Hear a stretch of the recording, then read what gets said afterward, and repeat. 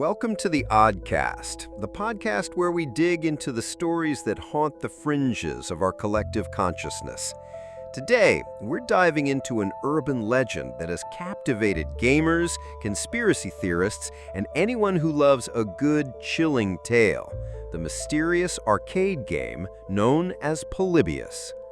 And if you're picturing a dusty corner of an arcade in the early 80s, the air thick with the scent of stale popcorn and the frantic symphony of beeps and boops, you're absolutely on the right track. Our story, or rather the legend, really kicks off around the year 2000 when reports started surfacing online.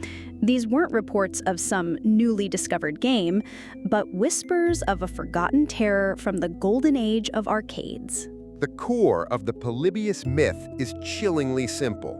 A new, highly addictive game supposedly appears in just a handful of arcades, specifically in the Cortland, Oregon area back in 1981. This wasn't your typical Pac-Man or Donkey Kong, oh no.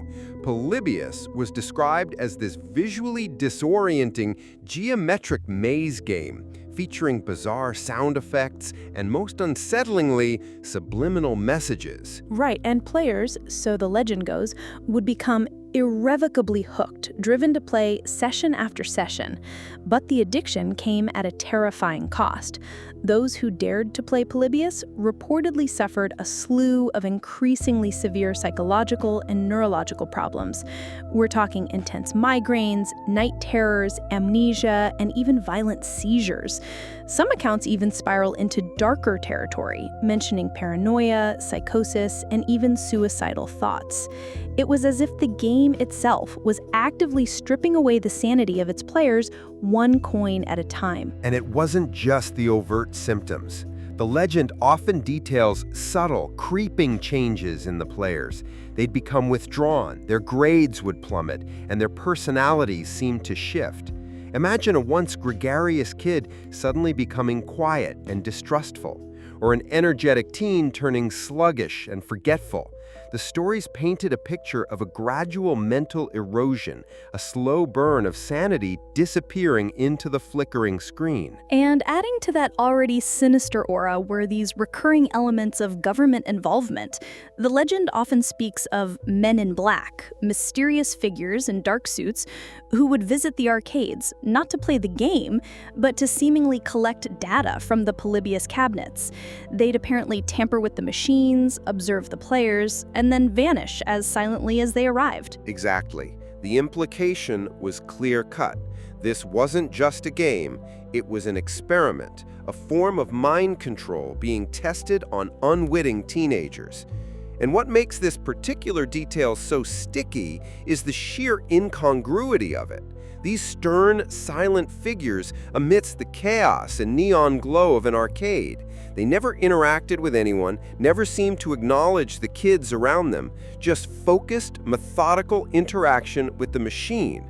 This alone made them stand out like a sore thumb and fuel suspicion. And it wasn't just the men in black. Some versions of the legend speak of the arcade owner himself acting strangely, perhaps being paid off, or even being unknowingly complicit in the whole affair. The idea that this dangerous machine was allowed to operate, even briefly, in a public place without any official warnings or intervention, only solidified the notion that powerful, unseen forces were at play. It really taps into that classic government conspiracy trope. And then, as mysteriously as it appeared, Polybius would just vanish. One morning, the cabinet would simply be gone, leaving no trace, no explanation, only the eerie memory in its wake. This sudden disappearance is a crucial part of the legend. It allows for the perfect narrative escape.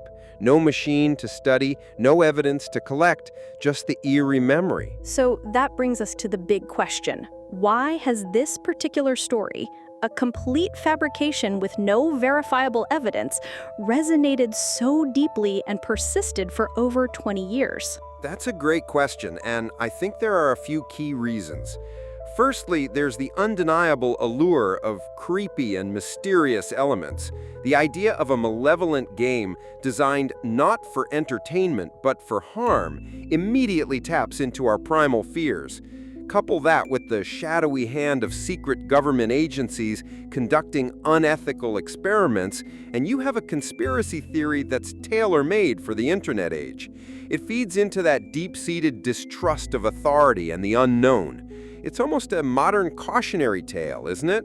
Like, be careful what you play, it might be playing you. Absolutely. And then there's the powerful pull of nostalgia for the arcade age. For anyone who grew up in the 1980s, arcades were sanctuaries, vibrant hubs of youth culture and technological wonder. Inserting a sinister, mind-altering game into this cherished setting creates a fascinating juxtaposition. It takes something familiar and beloved and twists it into something terrifying, tainting innocent memories with a touch of the macabre. This sense of a corrupted past makes the legend even more unsettling. It also means there are millions of people who can perfectly imagine themselves, or their friends, being that kid in the arcade. The story also gains a surprising amount of plausibility, at least at first glance. While exaggerated, the described effects, sensory overload, subliminal messaging, disorienting visuals, they all touch upon real psychological phenomena. We know that certain visual and auditory stimuli can impact mood and perception. The idea that a game could be designed to exploit these vulnerabilities, even if fiction, feels just on the edge of what's technologically possible, making the leap of faith for believers a little shorter. Think about the discussions around screen time and its effects on kids today. It's not a huge jump to imagine something more sinister decades ago. And finally, and perhaps most crucially, there's the lack of concrete evidence. This isn't a bug, it's a feature of the legend.